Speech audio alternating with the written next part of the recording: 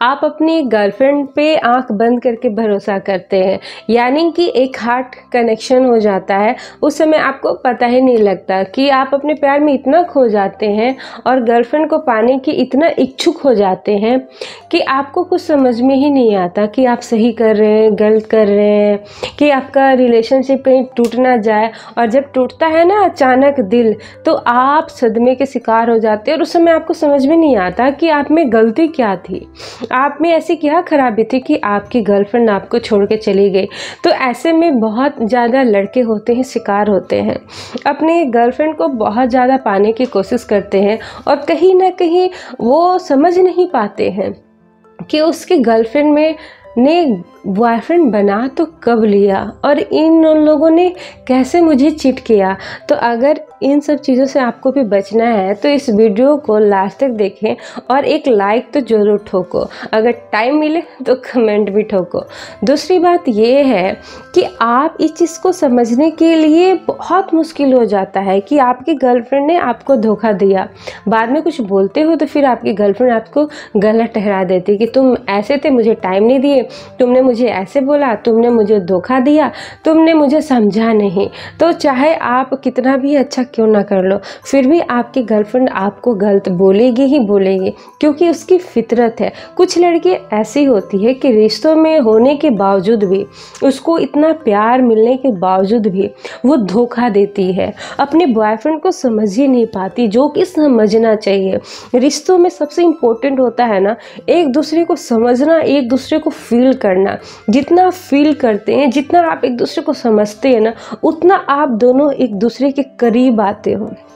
करीब तभी आ पाओगे जब आप दोनों के अंदर एक दूसरे के लिए फीलिंग हो, वो भी स्ट्रॉन्ग फीलिंग। स्ट्रॉन्ग फीलिंग ना कभी भी नहीं ख़त्म होता, इतनी जल्दी तो ख़त्म होता ही नहीं है। आप दोनों एक दूसरे को फील करते हो, प्यार करते हो, काफ़ी लॉन्ग टाइम से हो, लेकिन जब बात नहीं होता आप दोनों के बीच में, तो आपने कभी ये नोटिस किया है कि आपकी गर्लफ्रेंड किसी और लड़के से बात कर रही है या नहीं कर रही है? कहीं ऐसा तो नहीं कि आपकी गर्लफ्रेंड को कुछ लड़कों ने प्रपोजल दिया है जो कि आपसे हाइड करके रखती है? आपसे हाइड इसलिए करती है कि आपको पता लग गया, फिर आप उच्चारण करोगे, उस लड़के का नाम बार बार लोगे और जब भी लड़ाई होगा तो आप कहोगे कि जाओ तुम उसके साथ पट जाओ, उसी के साथ तुम ये कर लो, वो कर लो। कुछ भी आपके मन में जो भी गुस्सा आएगा, वो गुस्सा निकालोगे अपनी गर्लफ्रेंड के लिए, तभी वो लड़की नहीं बताती है।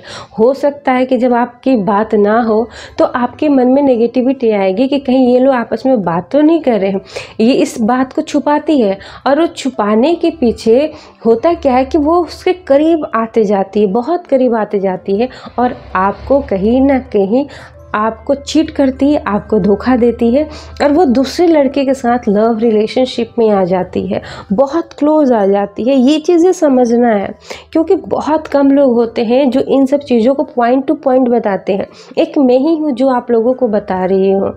ये चीज़ को समझना है कि आप कभी भी अपनी गर्लफ्रेंड से ऐसा ना हो कि 2-2 महीने आप दोनों लड़ाई झगड़े करके दूर हो।